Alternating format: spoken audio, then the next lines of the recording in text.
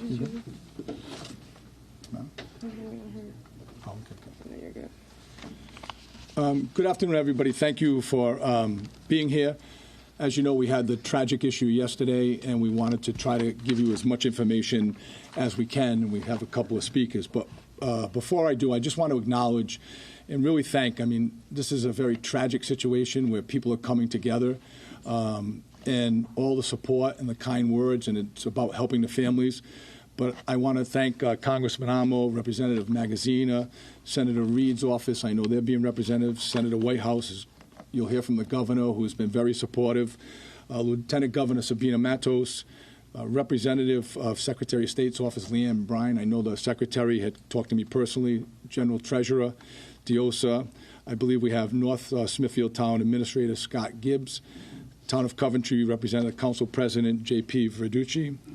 You'll hear from the Superintendent of Schools, Randy Buck. And we have the Council President Mercer, members of the Council, members of the School Committee, as well as the Pawtucket Athletic Director, Dino, as well as many others. And if I missed any, I'm not going to go through the individual. We have Ron Bopey from the union. But this is where a community comes together in these very difficult times. I just want to recognize and also thank all of the responding organizations for their family, at the Family Assistance Service, as well as all of the others. But the Pawtucket EMA and the certain volunteers, the Rhode Island Emergency Management, Providence Emergency Management, Red Cross, Family Service of Rhode Island Medical Service Corps, Tide Family Services, Dorian Ray from the Rhode Island Crime Victims, and really somebody that was so helpful, but a partner was Ripta, who helped us yesterday in the very heart of the issue. So on behalf of the City of Pawtucket, we are deeply overwhelmed from the tremendous outpour of support that we've received across our state, and you see it here, supporting here. Yesterday, our community, but many communities, our state experienced an unthinkable tragedy and at the Dennis M. Lynch Arena. What should have been a joyful gathering of students, parents, athletes, and families and their friends became a moment of really a frustrating and turmoil, and it's shaken the community of Pawtucket and the communities of all the representatives that are here in the state, as well as the core hockey community. I know Mayor Lombardi is here, also Mayor De Silva, and their communities were affected. So this is a statewide issue. And today we stand here all together with heavy hearts. We stand with the players, the students, the coaches, the families, the faculty and the staff who have gone through this traumatic, from the staff from the school districts who are dealing with this, and those cooperative and the high school hockey teams. The young men and the young women and the young athletes who took the ice, to the parents and their loved ones. They were in the stands and they witnessed this. And to the educators and supporters who make those programs possible, please know that the city stands behind you, the state stands behind you in your grief and your compassion and your unwavering support.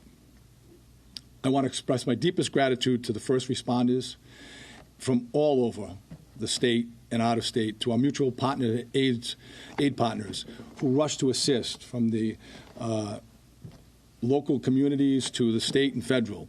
The response from the public agencies across the state was immediate, coordinated, and extraordinary, and we really can't thank them enough. In the face of what chaos and danger, they acted with professionalism, courage, and care. Their actions helped protect lives and restore order during the incredibly difficult situation. We also want to recognize the remarkable bravery of the Good Samaritans who stepped in without hesitation, placing themselves in harm's way to stop that shooter. Their courage undoubtedly prevented further loss and injury, and we thank them for that. We are equally grateful for the health professionals who were there, present at the game, and rendered aid to the victims. Their skill, composure, and selflessness represents the very best of humanity, and they are true heroes. While this incident was deeply affected the city, we must acknowledge the difficult realities. This tragedy is part of a broader national crisis of gun violence and stark reminder of devastating consequences of domestic violence. We also understand the events like this can be deeply triggering, particularly for the survivors and the families impacted by violence. If you are struggling, please seek the help and support you need, and the governor will be talking a little bit about that. We recognize that the emotional impact of this event will not fade away overnight, and grief, fear, and confusion and trauma are real and they are lasting. Mental health support services are available, and we encourage everyone and anyone that needs them, that are affected directly or indirectly, please reach out. No one should feel that they must navigate this alone. Our city remains committed to clear communication, to supporting those impacted, and working closely with all of the law enforcement partners as the investigating communities continue to investigate. Pawtucket is a very strong and resilient community. We will learn from one another. We will support one another, and together we will get through this. I now would like to take a minute and turn it over to the Chief, who will give you a brief update as to where the investigation stands. Thank you, Mayor. Thank you again for coming. I know this is our third update since yesterday within a 24-hour period. What I can tell you again from yesterday is about 2:30 yesterday afternoon, Pawtucket Police received a call for an active shooter at Dennis Lynch Arena. Once we received that call, the police responded within 60 to 90 seconds. What we learned was that there was an individual suspect inside Lynch Arena that had fired upon family members. What I can confirm now is that the suspect was Robert Dorgan. His date of birth is July 15th of 1969. One of the victims was his ex-wife, Rhonda Dorgan, and also his son, adult son Aiden Dorgan. Rhonda succumbed to her injuries on scene at Lynch Arena, and the son Aiden succumbed to his injuries after being transported to the hospital. We have three other individuals, Linda Dorgan and Gerald Dorgan, which are the parents of Rhonda. They are at the hospital now. They are in critical care, and we continue to receive updates about their status. The final victim was Thomas Geruso. He is a family friend of the family, and he is also in critical care at the hospital, and we continue to monitor his progress. What I can tell you is that they were all at the event for a son, a juvenile son, who was playing hockey. It was their senior night, and there was no expectations or any indication that there was going to be any type of violence yesterday at the arena. I can tell you that individuals on site, several bystanders, I would say that probably whether they have been family or friends of the individuals playing hockey, stepped in. They intervened, and at least 3 bystanders were able to circum the suspect. At that time, the suspect did reach for a second firearm, and he did inflict a self-inflicted gunshot wound, which is what he succumbed to on scene.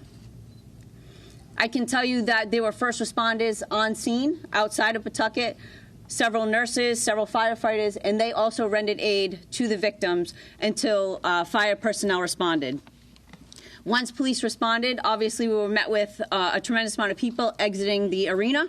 We were able to make entry, and we also rendered aid to those individuals until they could be transported to the hospital.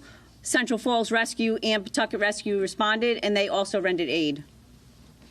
What I can tell you from what we've learned so far is that this individual had responded to hockey games in the past to watch their son play hockey, and that this was not unusual for them to respond to watch a hockey game.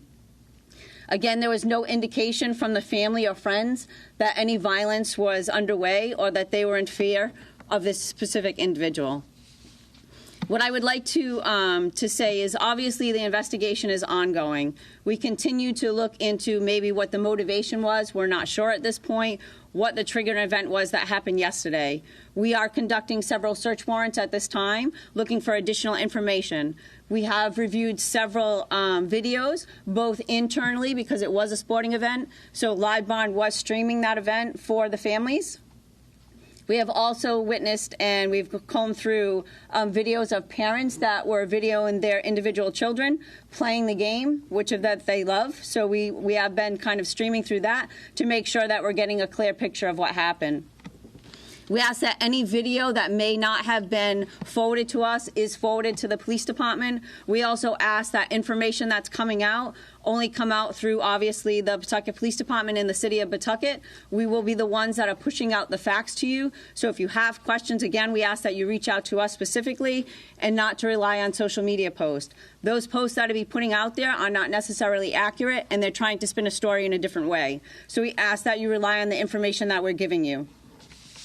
What I also can tell you is, again, we worked with several community events. We've worked with our local partners, our state partners, our federal partners. There was a lot of outside help that showed up on the scene. I can tell you right now we have individuals working in another state with the FBI trying to assist Pawtucket in search warrants that we have ongoing right now.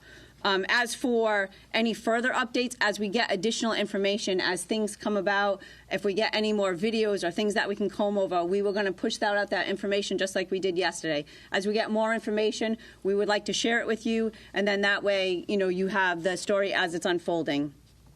Again, what I can say is the suspect did succumb to their injuries yesterday. Our hearts go out to the families that were affected. Obviously, the children that were on the ice. This was supposed to be a joyous event for them. It was their senior night at a hockey game, a normal high school game that should have gone on without any type of violence, whether it be inside the rink or outside the rink. So again, we ask that you respect the privacy of those families and just give them some time to grieve. This was a tragic incident that obviously resulted in a domestic violence incident that, you know, is unfathomable that had that happen in our city. So again, we ask that you respect some of the family members. And again, this was one large family that was affected. I'm going to turn it over to the governor, and then at the end, if you have some questions, we'll let you ask them at that point. Governor? Thank you, Chief. You're welcome. Thank you, Chief. It's another sad day in Rhode Island. Here in Pawtucket, just imagine, we all have families. To have virtually a complete family shot and several killed, I just can't imagine what those families are going through and the people who are close to them. So our thoughts are with them, and also our thoughts are with the city of Pawtucket, Mayor Grebian and the Chief. Thank you and your whole team for the response that you've had. And our role is to continue to provide the state resources as people recover wherever they need them. So here in Pawtucket, as always, Mayor, I stand here with Pawtucket and make sure that we reaffirm that commitment here, but also throughout the state of Rhode Island. This is an impact that's going to have a ripple effect throughout the state on many levels, whether it's just in families and friends, or it's in the communities that are represented in that rink, whether it's in the interscholastic sports territory, or whether it's in the schools that have been impacted. This is an event where we need to catch our breath, but also we need to respond, and we will. Too many Rhode Islanders know what it feels like to lose a loved one, or a neighbor, or a friend to gun violence. And too many have experienced the tragedy of domestic violence. We've made efforts in that area. We're going to double down in that area. That's a really important thing that we are going to move forward on to make sure that this domestic violence issue is one that we focus on as a state. Many members of our community are struggling right now, and I want them to know that our state is here to support each and every one of them. Director Mark Pappas is here today. I've instructed Mark to coordinate all the statewide efforts with all the different providers, all the different departments, whether it's at RIDE or whether it's in our health department. Mark will continue to organize that and make sure that we're deploying all those assets in a way that families and students and everyone that's impacted by this event will receive the help that they need. Today we put forward a dedicated statewide virtual support hub that you'll have that information on. for anyone who needs any help, whether it's mental health services, domestic violence, resources, guidance on how to talk with the students or children in all the communities. Yesterday, I spoke to each and every municipal leader that had representation at the rink, whether it's in North Smithfield with Scott, or whether it's in East Providence, Coventry, Johnston with Mayor Policina. Mayor Rivera, talked to her. First responders came in from Central Falls, as the mayor said. This is a ripple effect that's going to impact families all around the state of Rhode Island, North Providence included in particular. So we're going to stand with the people in the state, and we're going to provide the resources in a difficult time, but that's our job, is to make sure that we're doing that, and we will. People who need help, they can go to governor.ri.gov/support hub. That's governor.ri.gov/support hub. They can see all the resources that will be available to them, and we'll continue to be on the ground, making sure that we're doing everything we can to make sure that we respond in a compassionate and thoughtful way. With that, I'll let Commissioner Infante-Green come up and speak about the issues that are impacting the LEAs, all the education, all the students in the state. Thank you, Governor. Thank you, Mayor, for all the work. My heart is with the family and students who were impacted directly or indirectly by the shooting at the arena yesterday. Rhode Island is such a small state that the impact of this violence is being felt by all of us, especially students across our state. School and sporting events should be a safe place, a place of joy, a place of unity. Because we're so small, we know someone that was impacted by this tragedy, either directly through that person or somebody that was a spectator, but this has impacted our entire state. The unity that we saw when spectators came to support is the unity that we have in Rhode Island, especially at our sporting events. We are one. So we want to thank them, and we want to continue to move as a community. So I say to the students and the families that are listening, we are here. We're here to support you. You're not alone. Just because schools are closed this week, we are working, all of government is working to support you. There's a community of people here for you. If you need help during this hard time, and any of you that have seen the video, just by watching what happened raises our anxiety. Ask for help. If you need immediate help, please contact 988, the Suicide and Crisis Line. You don't have to wait to go back to school.